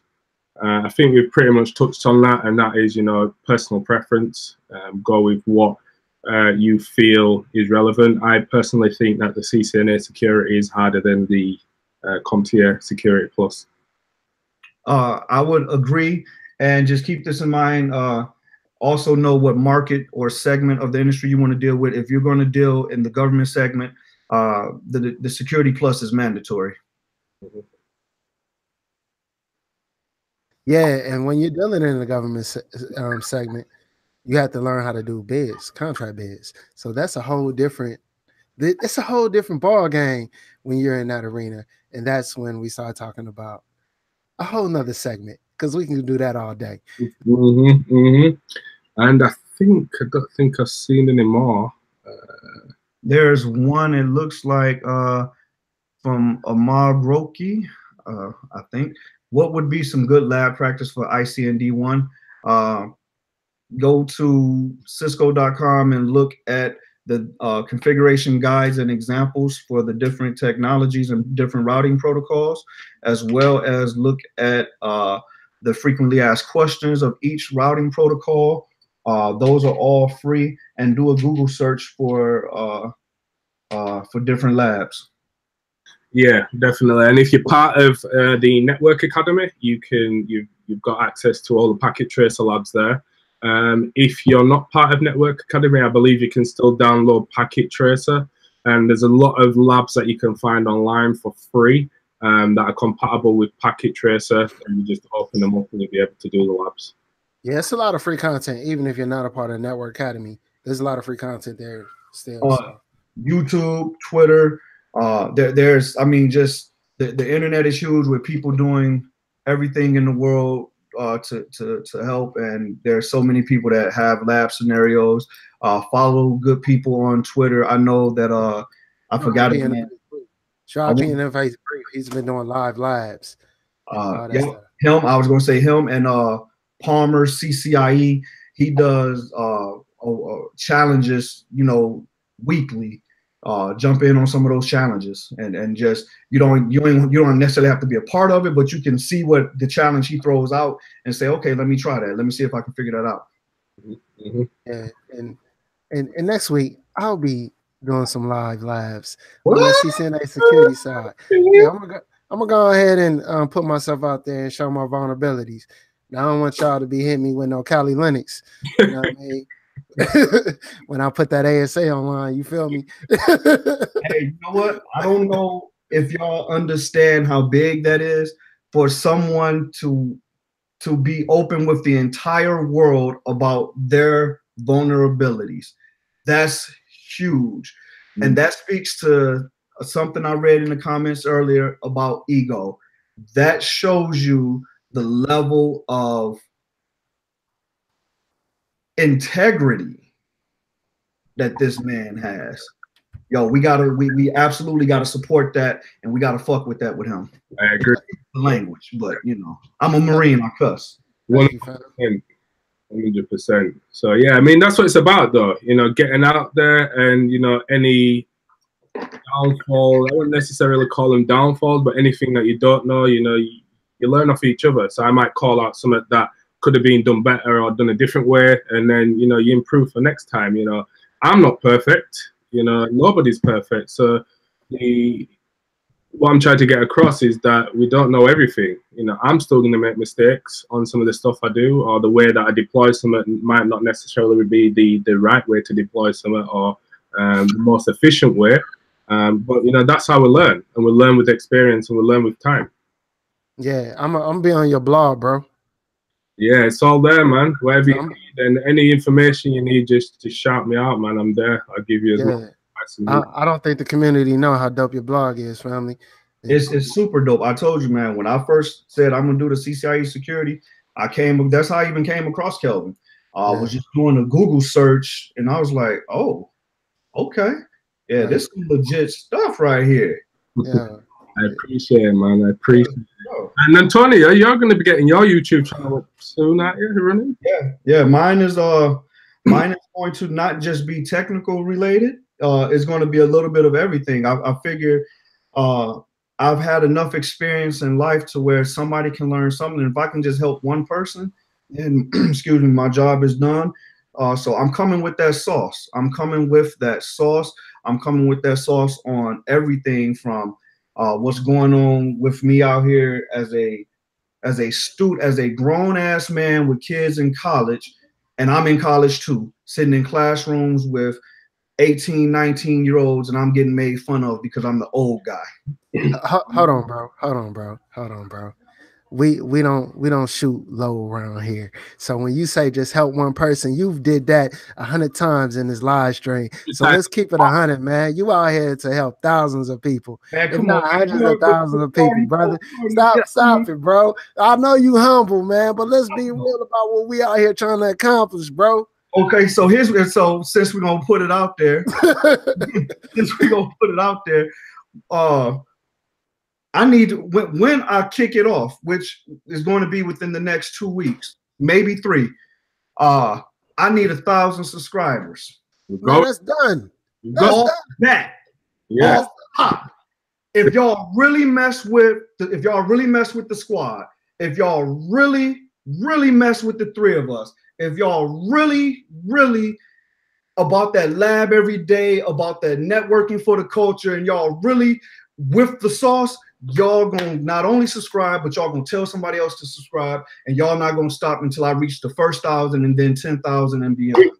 Great. Thanks, man. Hey, man, look, we're going to the top. I've always said that, I'm putting the table down that's big enough for everybody to eat. Everybody to eat. Everybody. If anybody know me, they know that I get a shirt off my back to somebody that's homeless or somebody that's a stranger. I'm out here. I don't just talk about it. I'm all about it. So, fam, when you say 1,000, you're gonna get that 1,000. Kelvin gonna get that 10,000. You're gonna get that 10,000, and we're gonna go beyond that. We're gonna help people get employed. We're gonna help people get certified. We're gonna help people change their life, and we're gonna help people be able to buy homes. We're gonna be able to do everything that we set out and already done. You feel me? That's a fact. Already changing lives, and it's gonna continue. You know, that's what we're here for. That's what it's about. Yes, sir. Hey, Kelvin, thanks, man. I appreciate this. This was fun, man. Yeah. You know, you had me put on a suit, got me doing presentations and stuff. I was really wondering, what's up with the suit? Hey, man, this guy, like, I got a presentation. I'm reading, I'm looking at him like, this guy right here, like, but I got a hoodie on, I'm chilling, I'm studying. I'm like, man, I can't be talking about consulting over here and a wife beater. You feel me? And I apologize. I was out buying some suits. You know what I mean? I got to the crib a little bit late, and I would. That thing sharp. That thing sharp, man. You're gonna have to take a couple pictures, man. They're gonna be in your DMs. Listen, man. For those that don't know, I'm going to an executive leadership conference, the 9th through the 12th up in Washington, D.C. I was nominated. Glory to God for that. I was nominated, accepted. I didn't know anything about it. I just got an email saying, hey, your leadership team believes that you're the next big leader here. So, this is happening. And, it's going to be some big things popping. The deputy chairman of the NBA is going to be the keynote speaker. And we got some Fortune 500 CEOs. Our CEO is going to be there. So I hope to have a chance to actually have a real conversation with Chuck and, express my my pleasure with the direction of the company. And that's not being a fanboy, that's being a shareholder. Outside of me working there, I had Cisco stock when I worked at Verizon. So, as a shareholder, I need to express my gratitude. But yeah, your boy's doing a little something. I got to get dressed up. I'm going to be a fellow. I'm not quite sure what that means just yet. I just know that I'm a fellow. Hey, man, I'll be praying for you, bro. Appreciate that. I'll be praying for you, man, for real. Yeah. I ain't trying to flex, on maybe a little. Nah. Hey, you flexed enough last night, bro. What y'all say, man? Baby, I'm about to listen to Kiss It Better as soon as we get out here. But now on the level, like, thank you to you guys for continuing to do this. I really do feel like we're reaching a lot of people and being able to change people's lives. I think that's very important.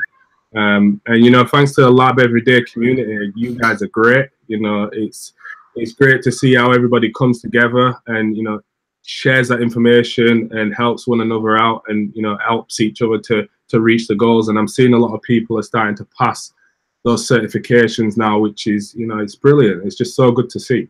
Mm-hmm. And big shout out and thank you to Dewan. You started that movement, man. Whether you get the credit you deserve or not, man. You know, you the grandfather. All you. Hey, websites coming soon, stickers coming soon, all that's coming soon. I want to put something out that's gonna help everybody. So that's what I hear. That's what I'm here for. So it's going down. This dude just hit us with the music, with the after dark music. Hey, man, this is my code, and turn the lights down low, and yeah, this Java, yeah. You don't hit us with the cognac voice, man. What the world? I'm gonna sit over here sipping that Martell. You know you old when. You trying to study or you trying to fall asleep? Nah, my kids gonna wake me up as soon as they come in the house, man. You ain't been hearing them yelling? I ain't heard nothing, bro.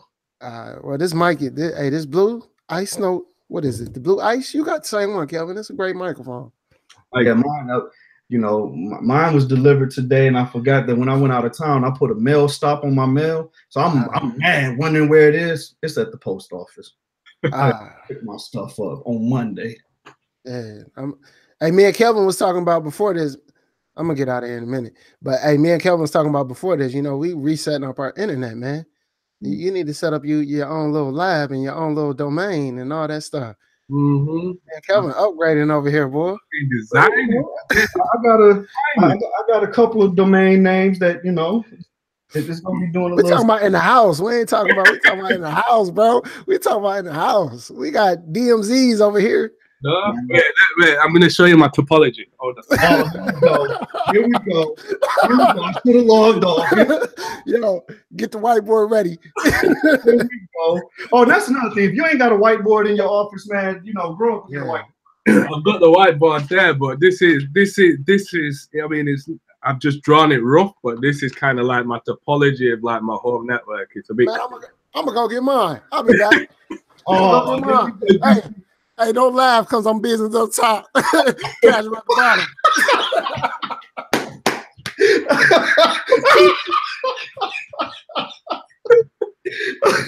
Hey, I ain't even going front. That's how I took my last interview. It was a video interview, and I'm sharp from boy, if I would have had to stand up, they'd be like, what? I'm not gonna lie, I did the same thing for Cisco Meraki when I interviewed for Meraki, and all suited and booted at the top, but down below, with different stories. Right. They don't even be understanding. Hold up. We're getting the equipment. All right.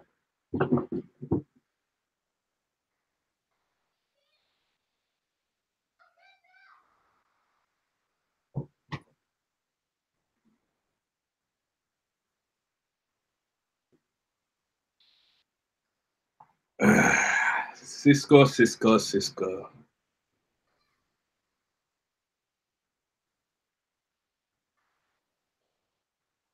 I've got more.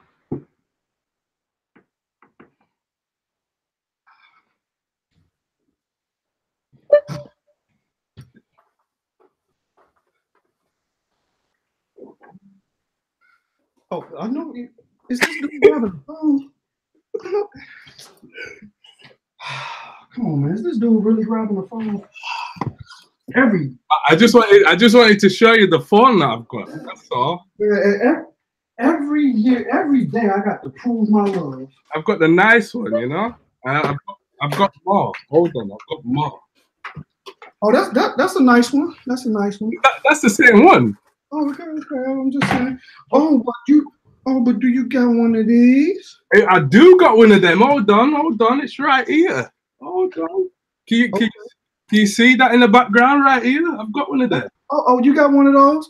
Okay, but do you got one of these? I don't. I want to. Okay. Yeah, hold on, though. Hold on. I've got some. Oh boy, here we go. Oh Lord, here we go. But do you got one of these? Oh man, I done threw them away. They so old.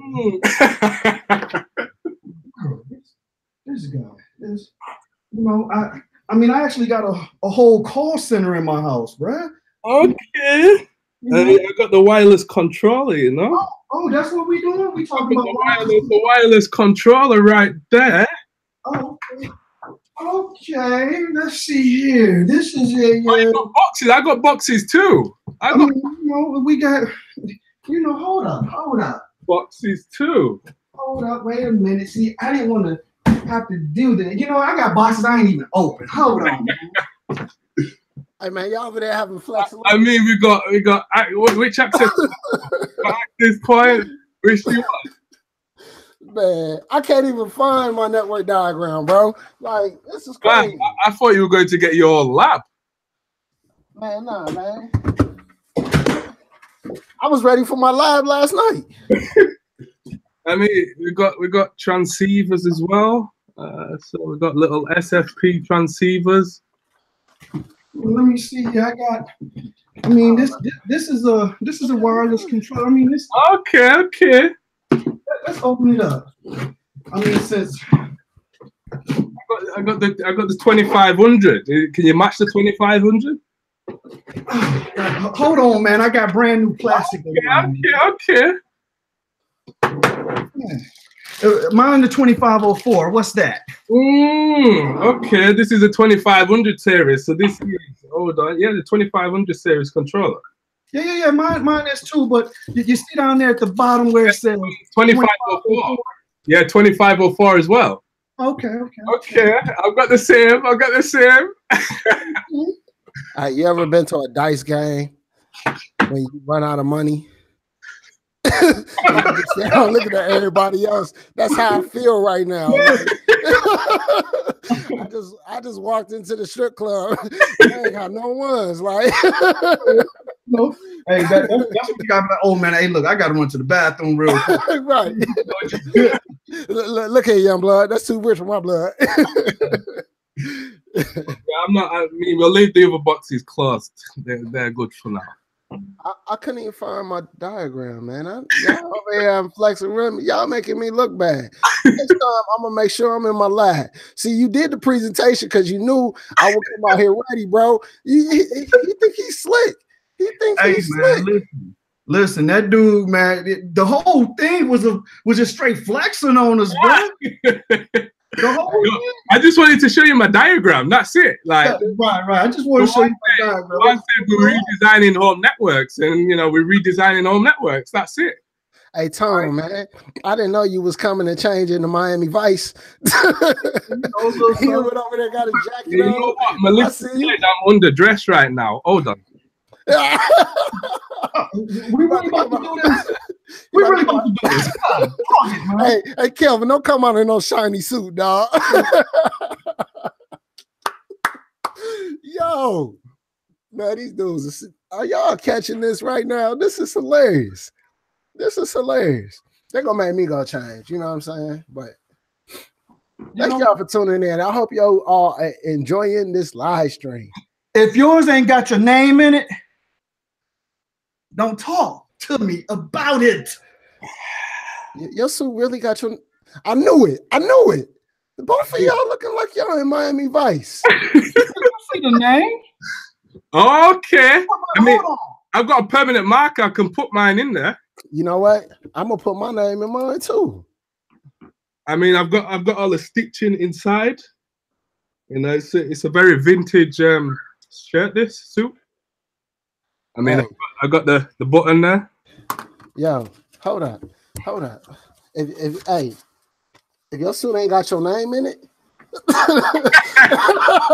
if your suit ain't got your name in it, you might.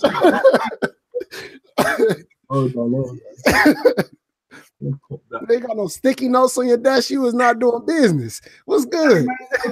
Pants ain't got your name in it that says custom tailored. You was in the Navy, wasn't you? What? No. Nah, I'm messing with you, bro. Even on the cuffs of the Tony, I've got my name in it. Look. Look. I got my name with the hashtag Love Baby Day. Hey, you started a trend, bro. We ready. Walk up into the presentation like, what's good?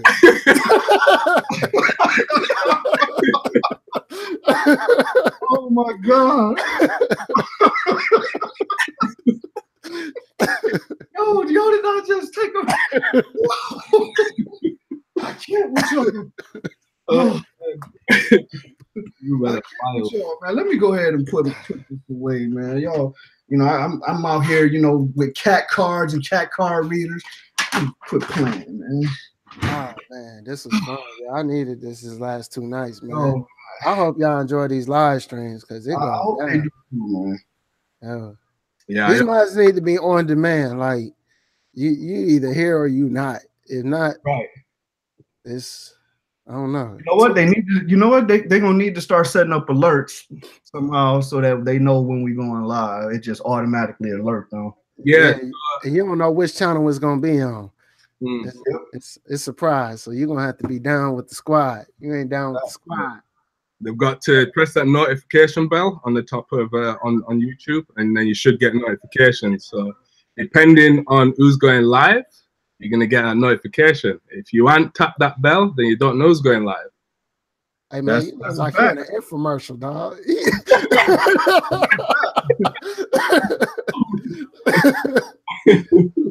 That is a fact. Yeah. Boy, this was fun. Yeah, I'm about to get out of here and get on this studying though. Yeah, for sure, for sure. You already know I'm gonna be checking in on you, making sure everything is Gucci. Thanks, fam. Thanks. I appreciate y'all, man. Oh, now that's funny. Rise and Grind said I need y'all to do a weekly podcast so I can listen on the road. Stay tuned. Big things popping, baby. Yeah. Stay tuned. Stay tuned. But yeah, thanks for everybody tuning in. I hope you've found it useful. I also I mean, we always try bring you guys a little bit of fun as well. So I hope you found that fun as well. But yeah, I've really enjoyed it. I enjoy doing this with you guys. I enjoy, reaching out to the community as well. Yep, me too. And click subscribe on Network WizKid. Click subscribe on Lab Every Day, Dewan's channel. Mine is coming soon. That's a fact. Share this out. Rewatch it just in case you missed something. There's so many nuggets that we dropped that make sure you got it. So rewatch it. Share it out. Put it on Instagram. Put it on Twitter. Put it on every social media platform that you use. Facebook. Whatever, email it to friends that may not mess with social media. Just get the word out. And we thank you. We appreciate you. And, we love this community. We do it for y'all. Yeah. Thanks. All right, guys, we're going to stop the recording now. So